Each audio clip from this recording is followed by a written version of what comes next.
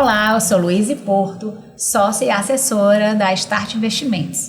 Estamos aqui na estreia do Start Explica, esse espaço onde nós vamos trazer para você educação financeira de uma forma onde você vai abrir a mente para entender o mercado de uma forma fácil e que vai te trazer uma ajuda para o processo de decisão dos seus investimentos.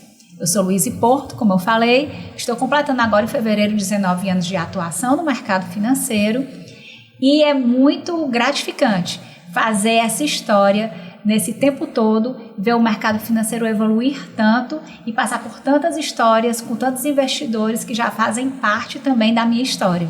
Hoje eu estou aqui com o Thiago Rocha, meu sócio e também assessor de investimentos da Start, que vai trazer para a gente um conteúdo muito bom. Nós vamos falar sobre o que ninguém te conta sobre investir no Brasil. Thiago, vou deixar você se apresentar.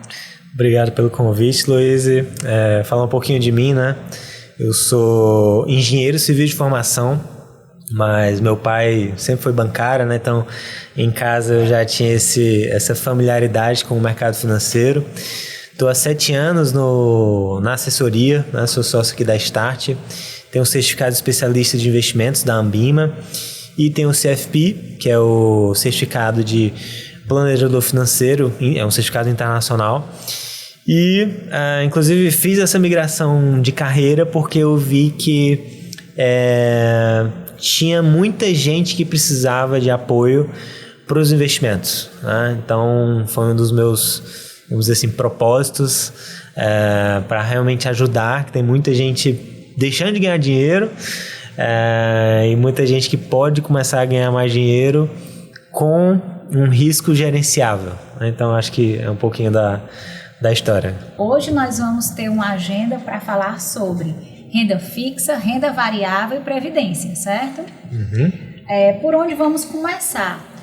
Nesse cenário onde nós estamos, no Brasil, o que é que o investidor tem que ter mais atenção? O que aqui é uma dica de investimentos que ele tem que ficar atento ou como ele tem que fazer as suas escolhas? O que a gente mais vê hoje, Luíse, é que o investidor ele tem um excesso de informações, né? Ele encontra uma informação, seja pelo amigo, seja pela rede social, e falta estratégia, né? Que é o principal. Antes da gente fazer a escolha de um ativo, a gente tem que saber qual é a estratégia para mim, né? Se eu quero comprar um imóvel, se eu quero atingir a minha independência financeira, então, primeiro tem que ser definido isso. Depois a gente vai ter que olhar qual o ativo em si, né? Então, até um dado que saiu recente, que foi bem interessante, e a gente alerta sempre os nossos clientes para tomar cuidado da onde que a gente está consumindo informação sobre investimentos. Foi divulgada uma pesquisa pela própria Ambima, que é a agência que regulamenta os investimentos, que dos 10 maiores influenciadores do mercado financeiro, somente um tem certificação. Eu queria que você falasse rapidamente para os nossos espectadores o que é a certificação que você tem, o CFP, e como que ela agrega aí para o nosso cliente. Certo, é interessante falar disso. Existem várias certificações, né, no mercado financeiro, mas o CFP, que é um certificado internacional de planejador financeiro. Então, não é só assessorar o cliente para uma aplicação de CDB, de um fundo, de uma ação, mas entender a vida do investidor, né? A família dele, quem são os dependentes financeiros, quais são os objetivos dele de longo prazo e como que isso se adequa aos investimentos dele. Porque eu vejo, por exemplo, muitos médicos, empresários que têm uma carteira super arrojada, e depois a gente pode falar também de mitos, né, dos investimentos, esses investidores têm uma carteira arrojada sem necessidade. Às vezes só na renda fixa, só no investimento mais conservador, ele consegue atingir os objetivos dele. Então, de novo, né, como eu falei no início, é muito de alinhar, definir primeiramente a estratégia, para aí sim pensar na carteira de investimentos, também pensando no perfil do investidor para pensar nessa carteira, em como distribuir essa carteira. E é importante que você está falando, que é o que a gente vê muito aqui, como o nosso trabalho ele vem muito uma veia educacional mesmo. Porque nós não temos educação financeira, a nossa geração, né, não veio de ter educação financeira nas escolas, a própria matemática mesmo de fazer uma gestão. Então, o médico, o profissional liberal, ele é muito especialista na área dele, mas às vezes ele tem que fazer a gestão do negócio dele, da vida autônoma profissional dele, e ele tem que pensar ali no dia a dia dele, ele tem que pensar ali quando ele pode fazer um projeto para reduzir a carga de trabalho. Sim. Quando é que ele vai ter, assim, quando eu vou poder fazer isso? Às vezes é algo que as pessoas não param para pensar. Poxa vida, quando é que eu posso chegar numa aposentadoria ou numa renda passiva, né? A gente não para muito para fazer essa projeção. E às vezes nem sabem que podem usar os investimentos para ter essa renda passiva, né? Até para quem não entende o termo, renda ativa é o seu trabalho. Você está trabalhando ali diariamente e tem uma renda de acordo com o seu trabalho. Agora, renda passiva é um imóvel alugado, os investimentos podem trazer esse pagamento, seja mensal ou periódico, né? Então, nossa função como assessoria, como assessor e planejador financeiro, é justamente da educação financeira e apresentar e mostrar como isso é possível sem tomar muito risco, né? E onde esse investidor, né, que às vezes a gente às vezes sabe que existem médicos que trabalham muito e não tem uma previsão de quando que isso vão conseguir parar. Né? Mas isso é a falta de educação financeira. Ou reduzir, ou ir para um novo projeto. Exatamente. Mas... E a gente enxergar o patrimônio, que a gente vê muito às vezes, quando a gente faz aqui o levantamento do patrimônio do investidor, a gente vê às vezes um valor patrimonial elevado, mas que ele não é gerador de renda. Exatamente. Então ele é patrimônio, ele existe, aquele patrimônio que lança no imposto de renda e tudo, mas ele não gera qualidade de vida, quer dizer, ele não é capaz, né, não está produzindo um aluguel ou uma rentabilidade no mês a mês para dar essa independência financeira. Às vezes gera até despesa, né? Com um imóvel que não está alugado, enfim. Então vamos lá. É importantíssimo nesse momento, a gente está com a Selic, teve aí a manutenção da Selic em 15% agora em janeiro, né? Então a gente tem o ano de 2026 repleto de agenda, tanto econômica, política no Brasil, o mundo aí com pautas geopolíticas diversas e surpreendentes, né? E a gente tem renda fixa aí em taxas também históricas bem elevadas. E o investidor, ele olha ali para a Selic, 15%, olha para o investimento dele pós-fixado, onde ele não tem uma oscilação, e está ali acostumado a já uns bons meses, né, de ver esse 1% ao mês na rentabilidade dos seus investimentos. E existem outros tipos de renda fixa também, o pós-fixado, o indexado à inflação e o pré-fixado. Queria que você falasse um pouquinho sobre isso. E será que renda fixa é tão segura assim também diante de tantos eventos que estão tendo com alguns bancos? Eu queria que você falasse da segurança da renda fixa. Não, ótima pergunta. E até antes de responder, eu gosto sempre de falar dos mitos, né? Ainda se tem muita ideia de quando eu não invisto porque é arriscado, mas existe também a renda fixa, né? Quando a gente fala de investimento, não necessariamente é bolsa, ainda tem esse certo mito, né? Eu ainda escuto. Mas vamos lá, falando das 3 rendas fixas. Existe a tradicional, que é aquela que segue a Selic, né? Então se a Selic está alta, eu estou ganhando mais dinheiro, se a Selic está baixa, eu estou ganhando menos dinheiro. Só um parêntese, tá? Para quem não está habituado com a questão da Selic. Diz aqui para os nossos espectadores o que é a Selic, assim, para a gente... Selic é a referência dos investimentos, né? Com o que eu vou ter que comparar. É como se fosse o piso dos investimentos.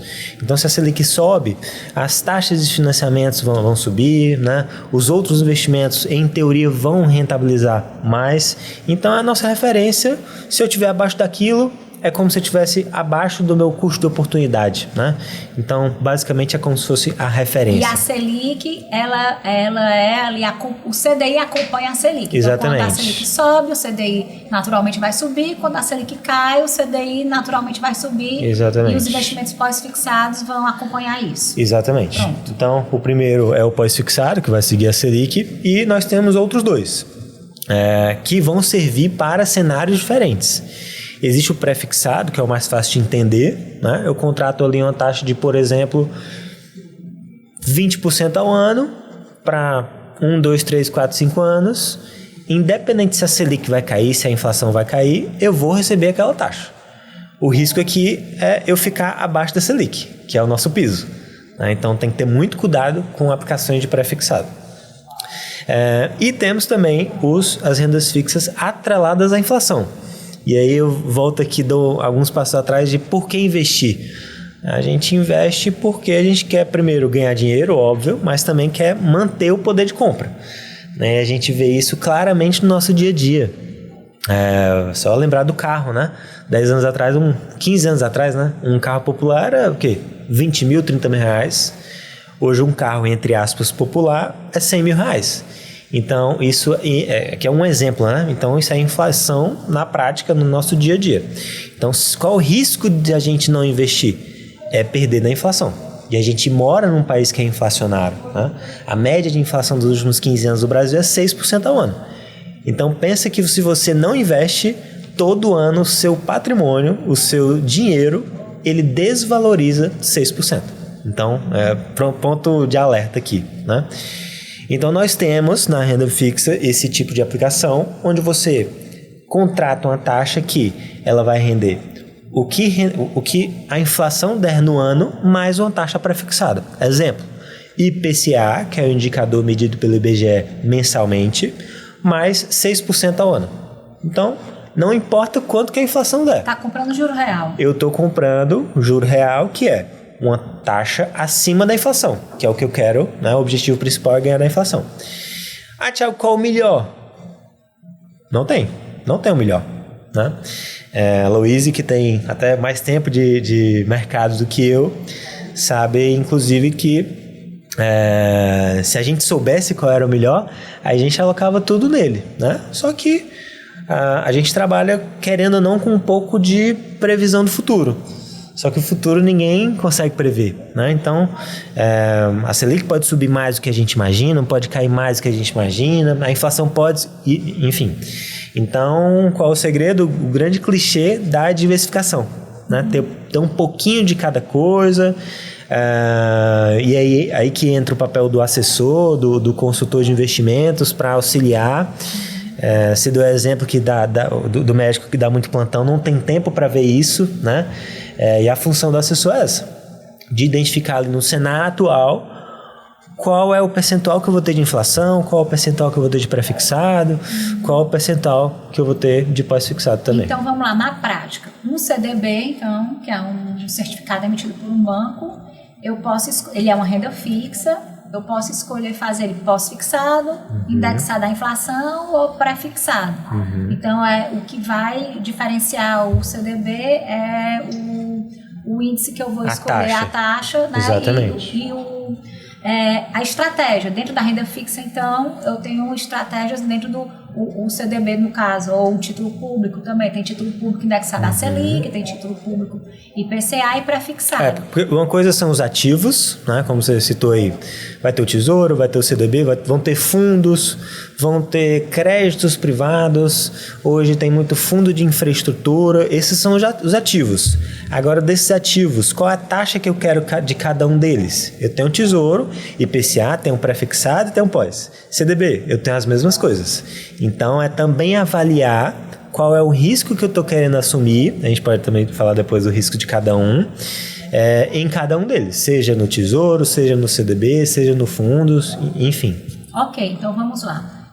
Na prática também, aqui voltando, o pós-fixado ele serve muito, então, para aquele dinheiro ali mais do curto prazo, daquele dinheiro que eu não quero ver nenhum tipo de oscilação também. Que vai render o piso dos investimentos. Vai estar sempre acompanhando ali o pós-fixado, né, que seria a Selic. tudo mais, né? Então ele é mais conservador porque vai acompanhar a taxa de juros. Sim. Se eu quero proteger o meu dinheiro da inflação, eu vou ali indexar também uma parte dos investimentos a um IPCA+, e o pré-fixado no movimento aí de um cenário de queda de juros. Exatamente. Talvez seja um momento de fazer ali uma contratação um pouco mais entre média e de longo prazo. Exatamente. Né?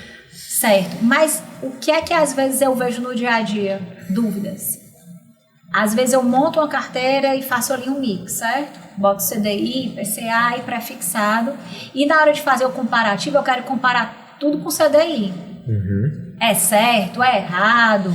Né? Na hora que eu vou diversificar, eu tenho que comparar meu investimento o que com o que, né? O que é certo, né? Por que se faz isso, né? Para os nossos investidores aí, espectadores, terem essa tua leitura.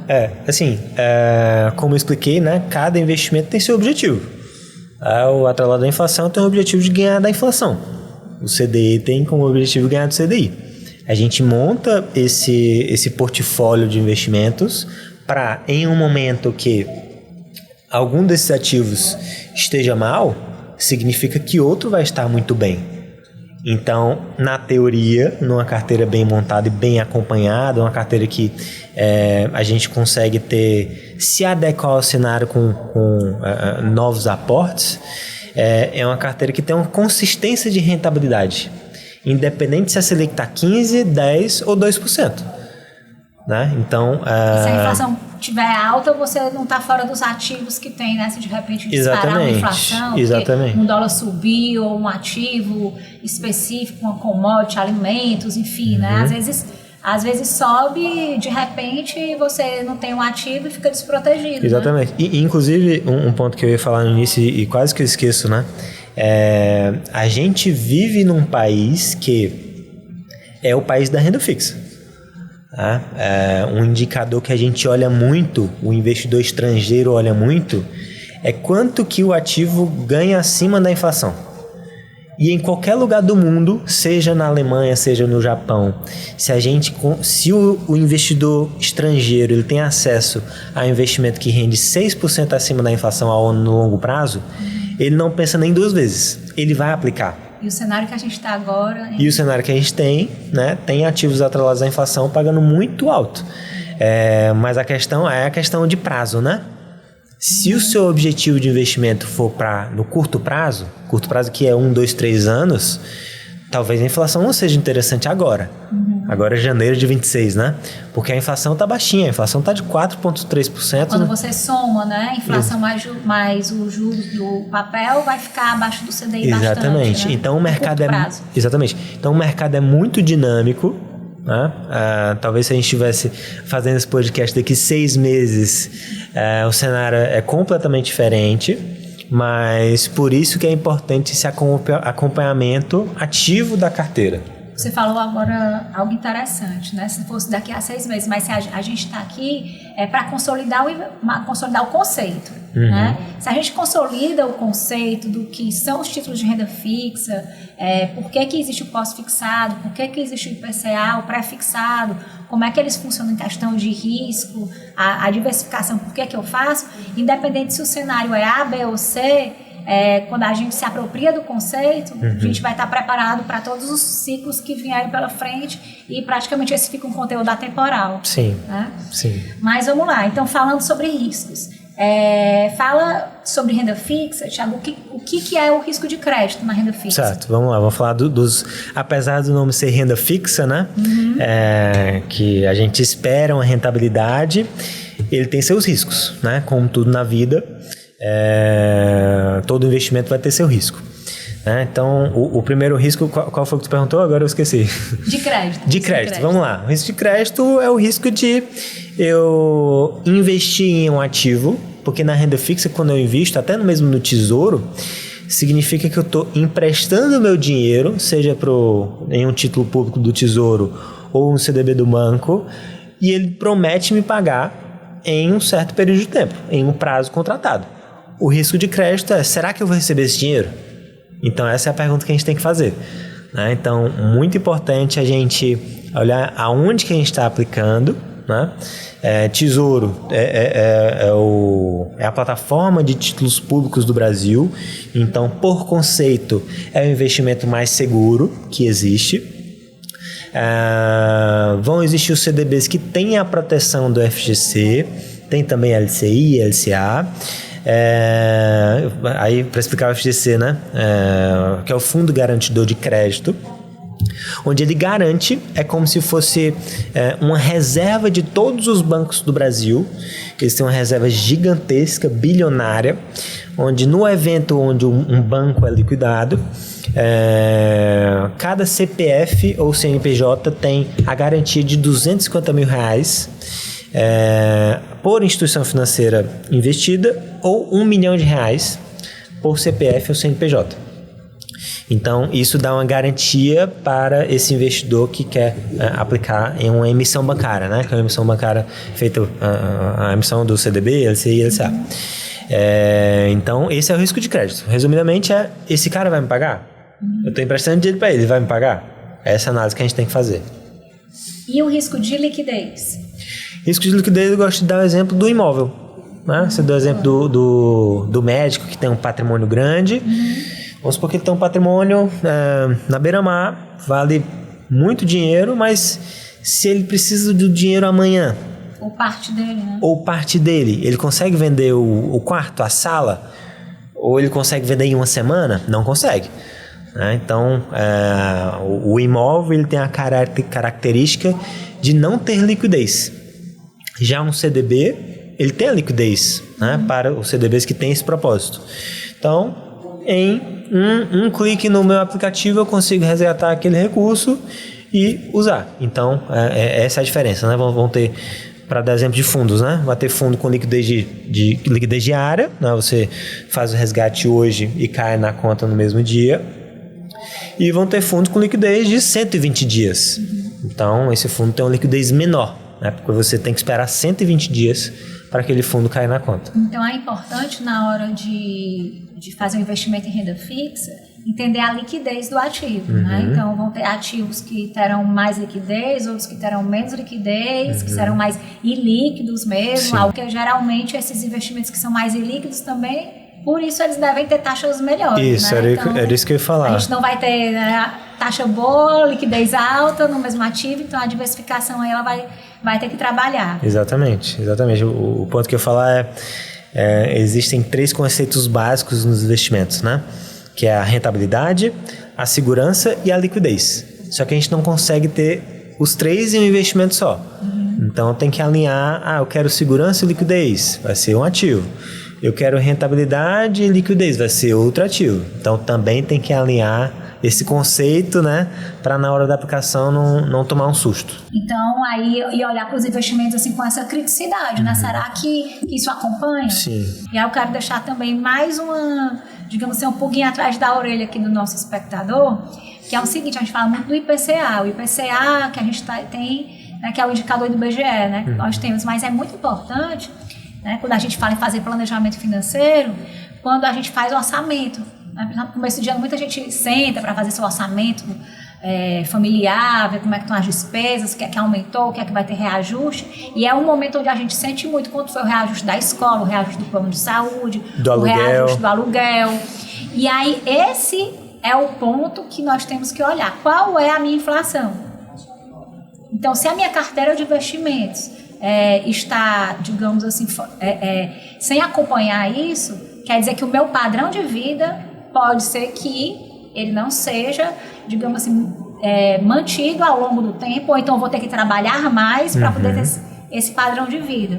Então, é um indicador base, o IPCA, Sim. que nós temos que acompanhar, é o que nós temos, é oficial, mas é muito importante nós termos essa criticidade com o nosso modelo, com o nosso momento de vida, com o nosso padrão, vida, né? Estilo. Eu viajo muito, preciso de dólar na carteira, né? Eu tenho, enfim, olhar para a sua forma de consumir também.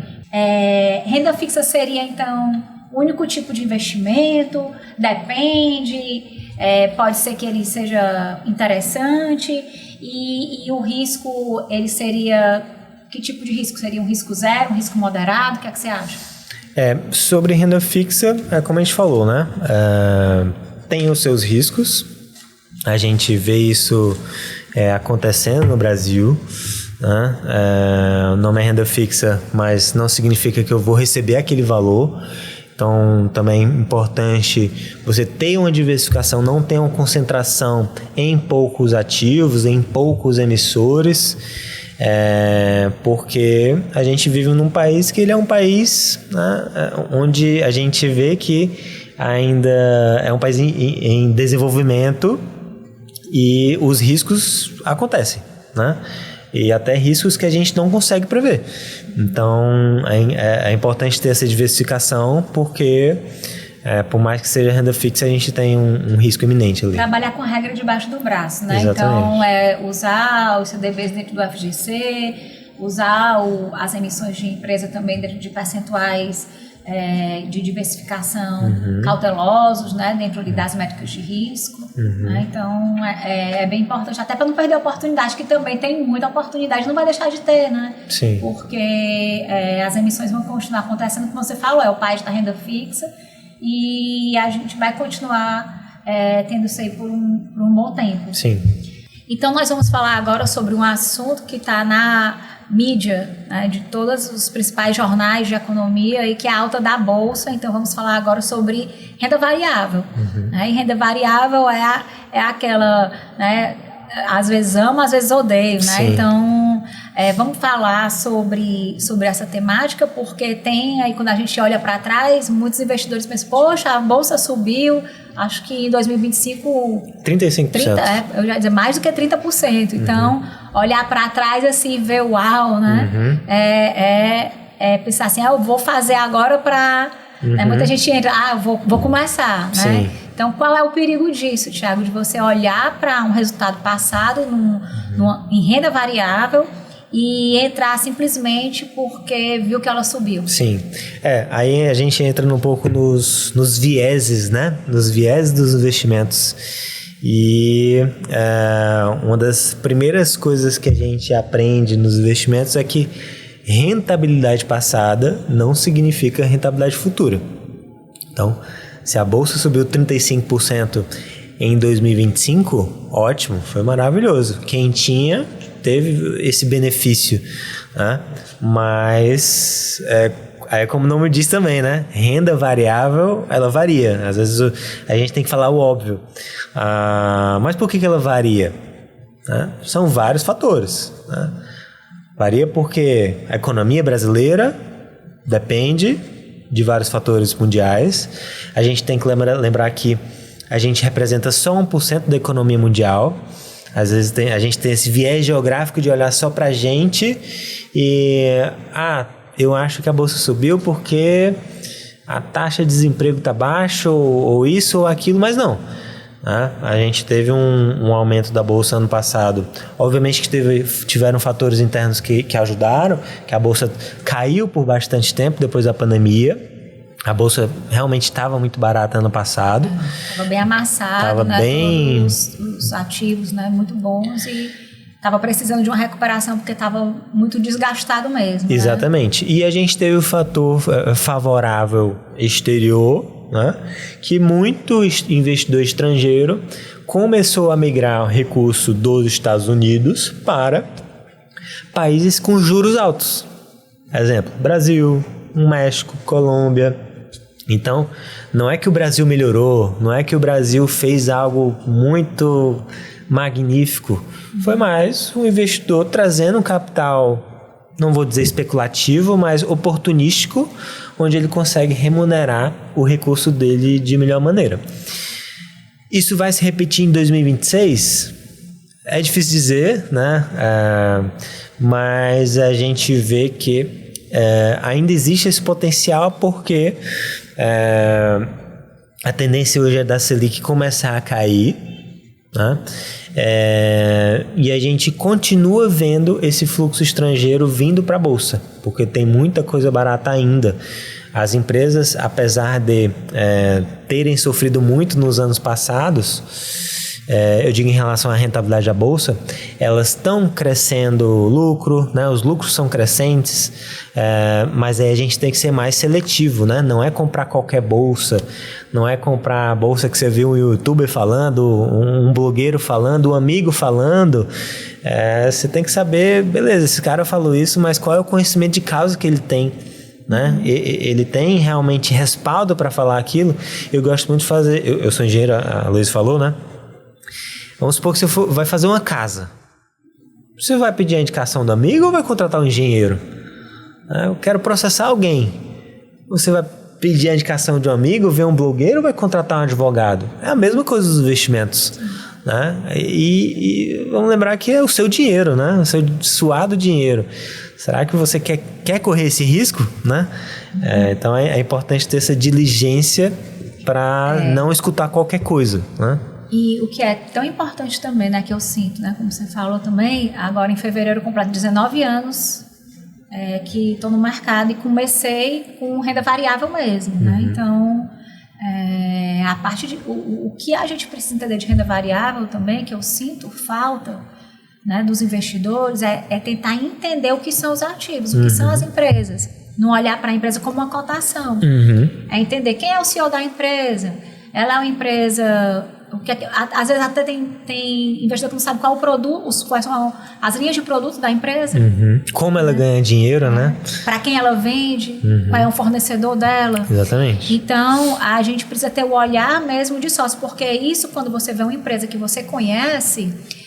o que ela faz, como ela faz, o que ela vende, como ela vende, se ela deu lucro, por que ela deu lucro, na hora até de uma baixa, você entende com serenidade que ela ficou barata e tem vontade de comprar, porque conhece bastante. E às vezes é cliente, né? Cliente da empresa na vida. E como qualquer coisa, quando a gente quer comprar alguma coisa, a gente espera a promoção. Então, quando você acompanha um ativo, entende o que ele faz... e ele cai, né? Então o investidor que a gente já entende que está mais maduro, ele já olha aquilo com super oportunidade. Exatamente. E eu fico feliz quando eu já vejo vários clientes que já têm essa mentalidade, né? De que tiveram esse olhar.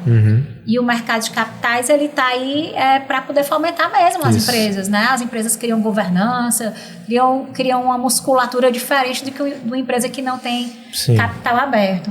Mas traz muita volatilidade, né, Thiago? Sim. E como é essa questão da volatilidade no dia a dia? O que é que você sente aí com os clientes, né? Sim. Quando esse mercado oscila, como é que é o sentimento, como é que são as ligações, como é que você fala com os clientes para entender, para que eles entendam o que está acontecendo? Sim.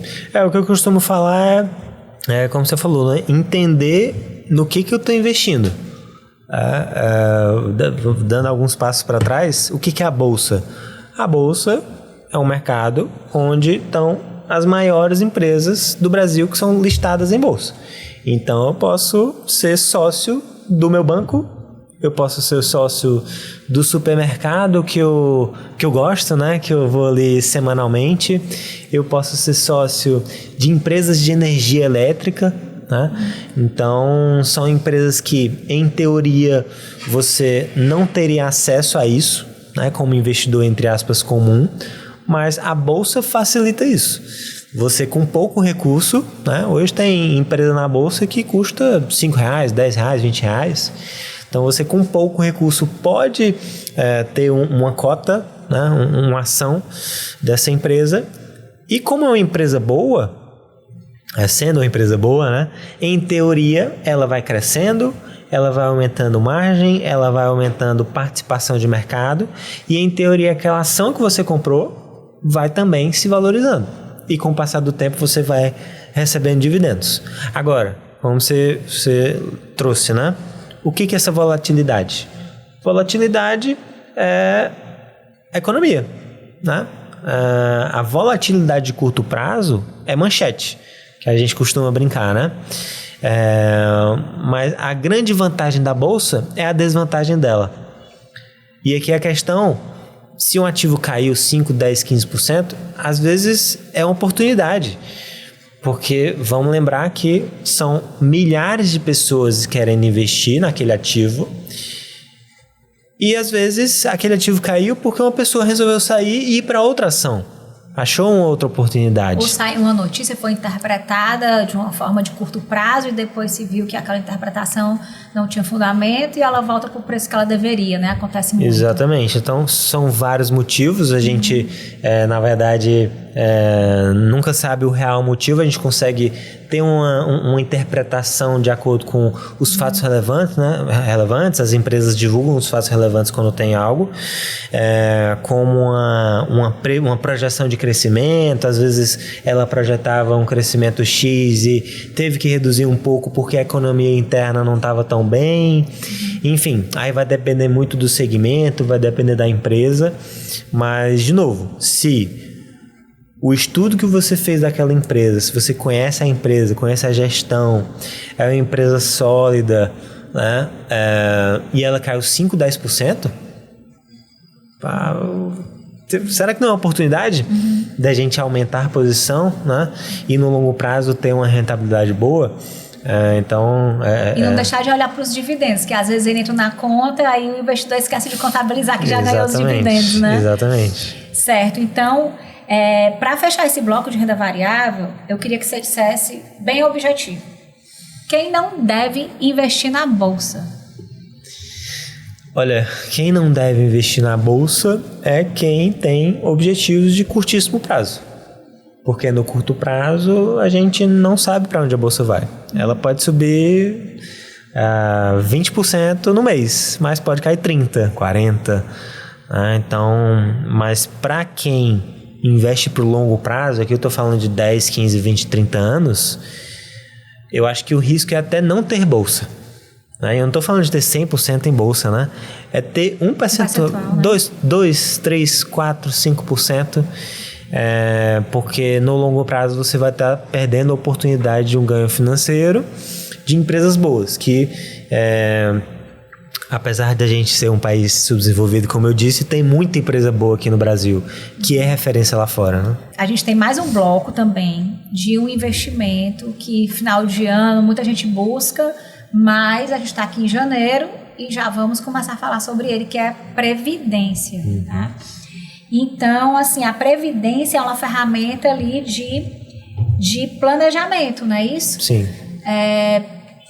Quando é que a gente precisa identificar que é uma oportunidade de fazer previdência? E também muita gente tem trauma de previdência.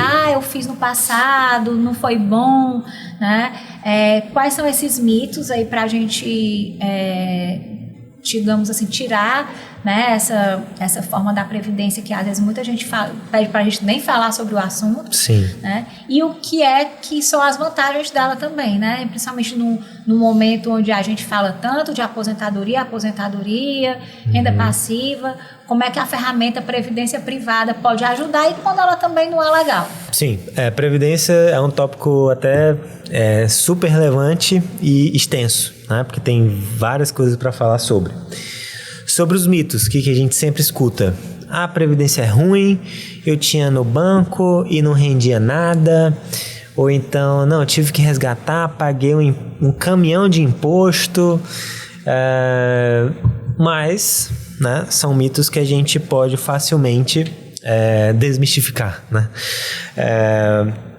Até 2015, as previdências elas seguiam uma regulamentação que deixava elas muito travadas.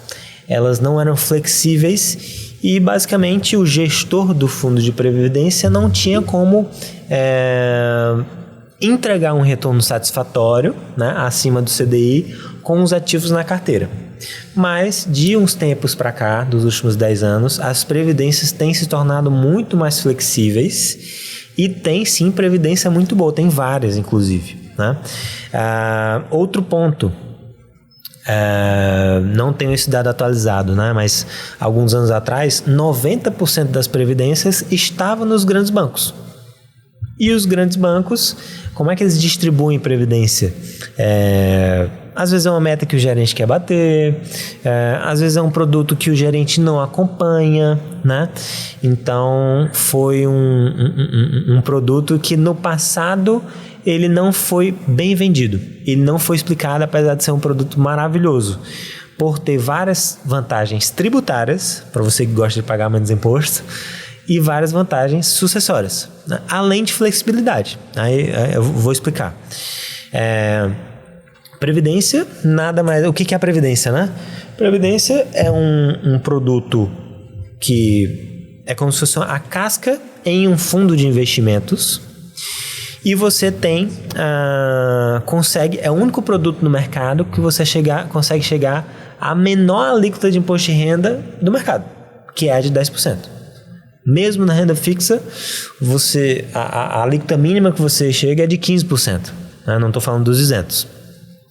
Então, para quem pensa em aposentadoria em longo prazo, já é uma vantagem para quem tem a previdência na tributação regressiva. Depois a gente pode falar sobre isso também. Outra vantagem da previdência. Estou num fundo aqui que não está rendendo bem. Você simplesmente consegue fazer uma portabilidade interna, onde você vai permanecer com a modalidade que você contratou, a tributação. A única coisa que você vai mudar é o fundo. A gente vai para um fundo que não está bem, para um fundo que está bem, sem pagar imposto, né? E sem pagar nenhuma taxa. Isso nas outras modalidades de investimento. Para mudar de investimento, a gente precisa resgatar, paga imposto na fonte e depois começa o imposto de novo. Exatamente. No que você vai reiniciar, digamos assim. Né? A previdência, a portabilidade continua ao mesmo tempo. Então, você pode fazer isso a qualquer momento para acompanhar o cenário, um momento de vida, ir para renda variável, voltar para renda fixa, ir para multimercado. Isso assim e se adequar até ao cenário, né? Às vezes o cenário está mais difícil. É bem importante. Exatamente. Bem importante. E aí é interessante, eu sempre explico para os clientes o que eu preciso saber da Previdência. E basicamente são 3 pontos. O primeiro, com a modalidade que eu vou escolher, existe a PGBL e a VGBL. Com a tributação, existe a regressiva e a progressiva. E o terceiro ponto, cabe mais a gente, né, assessores, escolher qual o fundo que se adequa ao perfil e objetivo do cliente. Mas vamos lá, ponto número 1, PGBL ou VGBL. PGBL, ele tem a vantagem de ter uma dedução de imposto de renda para quem tem renda tributável. Então, você consegue ter uma dedução de até 12%, né? Para você que já faz dedução com educação, com saúde, você consegue ter uma dedução inclusive maior, né? Se você acha que paga muito imposto, né? Você pode pagar menos imposto, até quem recebe restituição pode receber ainda mais. Então o PGBL faz muito sentido para quem tem renda tributável. Agora, para quem não tem renda tributável, vai fazer sentido o VGBL, porque ele não tem essa vantagem da dedução dos 12%, mas tem as vantagens lá na tributação regressiva, chegar na menor alíquota de 10% e ter a flexibilidade de mudar de fundos. Né? Esse é o ponto número 1. Ponto número 2, entra na tributação. Tributação tem a tabela regressiva, onde você inicia numa alíquota altíssima de 35%, mas a cada 2 anos você reduz em 5%. Ou seja, passou 2 anos vai para 30%, mais 2 vai para 4%, né? Vai para 25%, assim sucessivamente. Com 10 anos você chega na alíquota de 10%, que é ótimo. Tá? Por isso que é de longo prazo. Por isso que é de longo prazo. Né? Lembrando que PGBL, no resgate, por isso que é importante esperar os 10 anos, a tributação não é só sobre o rendimento, sobre a rentabilidade, mas também sobre o que você aplicou. Então, se eu apliquei R$100 mil na Previdência, daqui 10 anos ela rendeu 50, enfim, a alíquota vai ser sobre... justamente porque no P é onde a gente usa ali na dedução do benefício, tem benefício fiscal, né? Exatamente. E na VGBL não vai ter isso. O VGBL é muito usado para mesmo acúmulo de recurso, aquele dinheiro ali até resguardado mesmo para uma sucessão. Né? Exatamente. Que vai ali fazer um conjunto. Né? Exatamente. E tem a outra tributação que é a progressiva, que é aquela que varia de acordo com o seu salário. Né? Então, ela não tem nenhum benefício de você passar muito tempo com ela. Você sempre vai pagar aquela alíquota, não tem nenhuma vantagem tributária. Né? E o terceiro fundo é aquilo que eu falei de escolher o fundo de acordo com o seu perfil e objetivos. Aí você falou também da sucessão. Né? A Previdência, além de ser um produto que a gente consegue ter uma rentabilidade como investidor, Pouca gente sabe disso, aí também vai no fator falta de educação financeira no Brasil. E eu pergunto para alguns clientes, né? Fulano, você já planejou a sua sucessão? Não, Thiago, tá aqui, minha sucessão tá feita, meu patrimônio, meus imóveis, meus investimentos, mas não. Né? Pouca gente sabe, mas existe um custo quando o investidor vem a faltar, que é o ITCMD, né? Imposto estadual, que é o Imposto sobre Transmissão, Causas, Mortes e Doação, onde os herdeiros só vão ter acesso ao seu patrimônio se você paga isso. E a Previdência é um dos investimentos, né? Uma das maneiras, na verdade, que você consegue planejar isso. Você coloca os beneficiários, seus herdeiros, enfim, na Previdência, e na sua falta, esse recurso vai ser direcionado para eles. Então, tem a vantagem não só de investimentos, mas também de sucessão. Ele já tem esse papel também, né? De dar ali uma liquidez mais imediata, né? Para suprir ali destravar o restante do patrimônio, né? Ajuda nisso aí. Exatamente. Certo, Thiago. Então, hoje a gente trouxe 3 temas bem quentes. Né? Renda Dá para fazer um podcast cada um, né? Eu acho. A gente tem muito conteúdo, mas como é o primeiro, né, a ideia é essa, né? Trazer essa expectativa para os próximos, certo? Estamos no começo do ano, estreando esse quadro, que acredito que vai... a pedidos também, muitos clientes vinham pedindo esse conteúdo, e estamos aqui, a gente tem toda uma equipe para poder estar fazendo isso. Vamos estar trazendo aqui outros sócios da Start, né, outras pessoas para estar compartilhando com a gente. Quero agradecer o seu momento conosco, né, deixar aqui nossos telespectadores aqui todos, né, que a Start está à disposição de todos, né, e investir no Brasil, né, é sobre acertar ali o próximo movimento, né, investir bem, né, sobreviver a todos eles, e a gente está aqui com esse papel educativo, mas também de mentorar o nosso cliente nesse processo com muita proximidade, entendendo cada um, e estamos aqui à disposição de todos. Então, muito obrigada. Eu que agradeço. Obrigada a todos aí pela audiência, e espero vocês no próximo Start Explica.